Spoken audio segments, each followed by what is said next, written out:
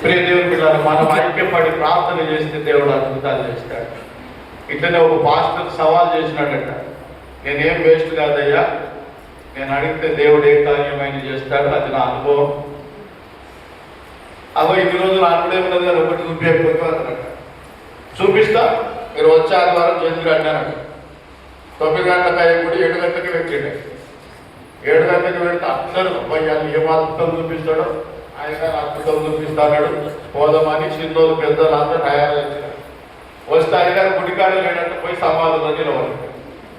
ఎక్కడ నిలవాలి?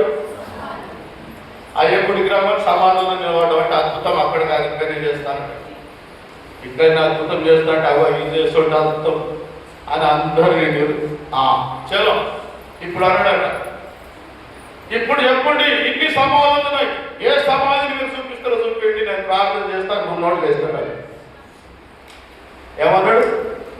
నేను ప్రార్థన చేస్తా, ఆ 2 నోట్లు వేస్తాడు అంటే అందరూ అనుకొని ఏమనుకున్నారు, ఈ పొద్దు ఇడే లేపుతాడు అంతే అనిపిస్తుంది. యేసు ప్రభు వస్తేనే లాజరు దగ్గరికి అబ్బో గుడ్డలను బాగా చూసినాడు అనుకున్నాడు ఆయన అని మాట్లాడుకున్నాడు. ఏమో కదా ఎప్పుడో ఏ బాగుందన్నట్టు మాట్లాడుకున్న వాళ్ళకి దేవుడు అద్భుతం చూపించినాడు. అయితే వాళ్ళు ఏం చేశారంటే మంచి నిండా బతికి చచ్చిపోయిన ఒక ముసలాయన బోధ చూపించారట. దాదాపు 100 ఏళ్ళు బతికి చనిపోయినటువంటి పెద్ద మనిషి సమాధి చూపించారు.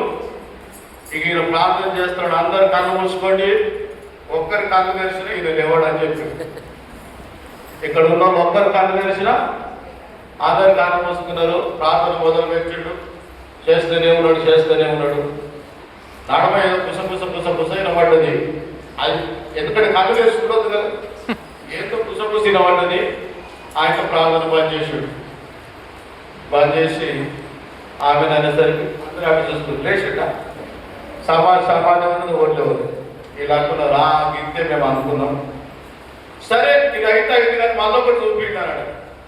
మళ్ళీ ఒకటి చూపించి ఇక ఈయన ముసలిలో లేచినట్లేదు కానీ మొన్న పోయింది 4 ఏళ్ళ పిల్ల చచ్చిపోయింది, ఇది చూపిద్దామా అనుకుంటారు చూపించాడు. ఇక ఆడ మొదలుపెట్టాడు, మళ్ళీ అందరు కళ్ళు మూసుకున్నారు, ప్రార్థన చేస్తూనే ఉన్నారు. ఆమె కూడా లేవాలి కానీ నడమ మాటలే పోయిన వాటి చెవుకాడ పుస సరే అది అయిపోయింది. మళ్ళీ 3వది మొదలుపెట్టాడు. 3వది చూపించమంటే ఇక పెద్దోళ్ళొద్దు చిన్నోళ్ళొద్దు నడిరోళ్ళకు చూపిద్దామని ఆనాడమనే చనిపోయిన ఒక మంచి నడిడు స్త్రీ సమాజం చూపిస్తే అక్కడ ప్రారంభించారు. దేవుడు పెట్టారా ఇప్పుడు లేచిందంటారా చెప్పాలి, ఇప్పుడు కూడా లేవాలి. ఎందుకంటే ఆ సంగతి ఆలోచన తెలుసు. ఆ సంగతి జీవితానికి ఇంత బిల్డప్ ఎందుకని పాస్టర్ తెలుసుకున్నారు. అప్పుడు పాస్టర్ ఏమంటుండే మరి నాయన మొదటిదే లేస్తుండే కానీ మీరు కళ్ళు తెరవలేదు కదా, మీకు సప్పుడు వినబడ్డది కదా, ఏదో గుసగుస మాట్లాడుకున్నట్టు వినబడ్డది కదా, అప్పుడు సంగతి జరిగింది. మళ్ళీ 2వది ప్రార్థన చేసినప్పుడు మళ్ళీ వినబడ్డది కదా, అప్పుడు సంగతి జరిగింది. 3వది చేసినప్పుడు మళ్ళీ గట్టిగా జరిగింది. మొదట ఆ ముసలాయిని లేపుదామని ప్రార్థన చేస్తే వాళ్ళ కొడుకు వచ్చి ఏమన్నాడు ఎరిగేనా, చెవుకాడ చెప్తున్నాడు అందరికీ ఇచ్చేది పొందులని. ఆడు ఉన్నదంతా ఖర్చు పెట్టి చచ్చిపోయాడు, తినాలి అప్పులు చేసినాం సావసాంతం అని మళ్ళీ లేపు మళ్ళీ మేము మామిడికి ఎడ పెడతావయ్యా, నువ్వు సపోర్ట్ చేయి పని చేయాలన్నారు. నీకు దండం పెడతాం పని చేయి, అవసరమైతే నీకు సాధ పెడతా కానీ నువ్వు సపోర్ట్ చేయి పని చేయాలి. పాప ఆ కొడుకు మనవిని విజ్ఞప్తిని అంగీకరించి పనిచేసాడు. ఎందుకంటే ఇక్కడ సొంత ఇంటోడే లేవాలని ప్రార్థన చేస్తున్నాడు, ఏకీభవిస్తున్నాడు, అక్కడికి చెప్తాడు. ఈ చిన్నపిల్లలు లేపుదామంటే వాళ్ళ తండ్రి వచ్చాడంట, నాకు మగపూర్వం పుడతాడేమో అని మొక్కంగా ఆఖరికి 7వది కూడా ఆడపిల్లనే పుట్టింది. ఈ పోరు చచ్చిపోతే తక్కువైందని నేను అనుకుంటాడు. మళ్ళీ నాబేడ పెట్టాం ఉన్నోళ్ళు మస్తున్నారు సార్ పనిచేయాలి. ఇక లాస్ట్ ఆమె లేపుదామంటే భర్త ఉరికొచ్చిండట, ఉన్న రోజులు నా బాధ తిన్నది పోయింది. అని ఇప్పుడు ఇప్పుడిప్పుడే మళ్ళా చేసుకొని మంచిగా బతుకుతున్నా. నువ్వు మళ్ళా దాన్ని చెప్తే మా సంసారం పో